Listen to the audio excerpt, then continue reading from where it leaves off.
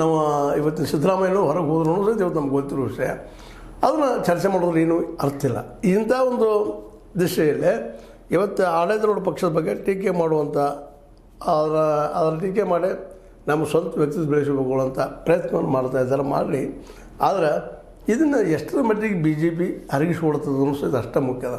ಯಾಕಂದರೆ ಈಗ ಪ್ರಬಲವಾಗಿ ಏನಾದರೂ ಜೆ ಡಿ ಎಸ್ ಬೆಳೀತಪ್ಪ ಅಂದ್ರೆ ಅದು ಕೇವಲ ಕಾಂಗ್ರೆಸ್ ಅಷ್ಟೇ ಅಲ್ಲ, ಬಿ ಜೆ ಪಿಗೂ ಮುಳ್ಳಾಗ್ತದೆ ಅನ್ನೋದು ಅವ್ರಿಗೂ ಗೊತ್ತದ. ಹೀಗಾಗಿ ಅವ್ರು ಎಷ್ಟರ ಮಟ್ಟಿಗೆ ಸ್ಪಂದಿಸ್ತಾರೆ ಜೆ ಡಿ ಎಸ್ ಬೆಳೆದ್ರಲ್ಲಿ ಅನ್ನೋ ಸಹಿತ ಅಷ್ಟೇ ಮುಖ್ಯ ಅದ. ಯಾಕಂದರೆ ನಾಡಿನ ತುಂಬ ಬಿ ಜೆ ಪಿ ಇವತ್ತು ಕಾಂಗ್ರೆಸ್ ಬಿಟ್ಟರೆ ಬಿ ಜೆ ಪಿನ ದೊಡ್ಡ ಪಕ್ಷ ಆಗಿ ಬೆಳೆದಿರ್ತದೆ. ಇವತ್ತು ಎಲ್ಲ ಕಡೆ ಅವರ ಕಾರ್ಯಕರ್ತರು ಸಿಗ್ತಾ ಇದ್ದಾರೆ.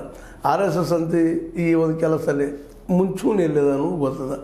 ಆದರೂ ಒಂದಿಷ್ಟು ಸಮಯಕ್ಕೆ ತಕ್ಕಂಗೆ ತನ್ನ ಇದನ್ನು ಏನಪ್ಪ ಅಂದರೆ ಸಿದ್ಧಾಂತಗಳ ಬದಲಾವಣೆ ಮಾಡ್ಕೊಂಡಿದ್ರು ಸಹ ಒಂದಿಷ್ಟು ಜನಪರವಾದ ಕಾಳಜಿ ಇದ್ದಂಥ ಕೆಲವೊಂದಿಷ್ಟು ಗುಣಗಳು ನಮ್ಮ ಈ ದೇವೇಗೌಡರ ಮಕ್ಕಳ ಮತ್ತು ಮೊಮ್ಮಕ್ಕಳಲ್ಲಿ ಇದ್ದಾವಂದ್ರೆ ಎರಡು ಮಾತಿಲ್ಲ. ಯಾಕೆ ಅವ್ರ ಪ್ರಭಾವ ಆಗಿಲ್ಲ ಅಂತ ಅನ್ಲಿಕ್ಕೆ ಸಾಧ್ಯ ಇಲ್ಲ. ಇವತ್ತು ಸಿದ್ದರಾಮಯ್ಯನವರಲ್ಲಿ ಏನಾದರೂ ಒಂದಿಷ್ಟು ಒಳ್ಳೆಯ ಕೆಟ್ಟ ಎರಡೂ ಬಂದಿಲ್ಲ ಸಹ ಅದಕ್ಕೆ ಕಾರಣೀಕರ್ತರು ನಮ್ಮ ದೇವೇಗೌಡರು ಅವ್ರ ಜೊತೆಗೆ ಕೂಡಿದ್ದು. ಅದೇ ಕಾಲಕ್ಕೆ ಅವತ್ತು ರಾಜಕೀಯ ಮಾಡಿದ್ದು, ಇವತ್ತು ರಾಜಕೀಯ ಮಾಡ್ತಾ ಇರೋದು. ಆ ನೆಲೆಯಲ್ಲಿ ಏನೂ ಇಲ್ಲ. ಇವತ್ತು ನಿಖಿಲ್ ಕುಮಾರಸ್ವಾಮಿಗಳು ಸೋತಿರುವುದಿಲ್ಲ ಅಂತಲ್ಲ, ಅದಕ್ಕೆ ಕಟ್ತು ನೋಡೋದು ಧ್ಯೇಯ ಇಟ್ಕೊಂಡು ಧೈರ್ಯ ಇಟ್ಕೊಂಡಿದ್ದಾರೆ. ಅದು ಭಾಳ ಮೆಚ್ಚುವಂಥ ವಿಷಯ. ಇನ್ನು ಇವರು ಮುಖ್ಯವಾಗಿ ಮಾಡಬೇಕಾಗಿದ್ದೇನಪ್ಪ, ಏನು ಇಶ್ಯೂ ತೊಗೊಂಡು ಹೋಗುವಂಥದ್ದು. ಬರೀ ಕೇವಲ ಸಿದ್ದರಾಮಯ್ಯ ಟೀಕೆ ಮಾಡೋದು ಅಥವಾ ಈಗಂತ ಇವತ್ತು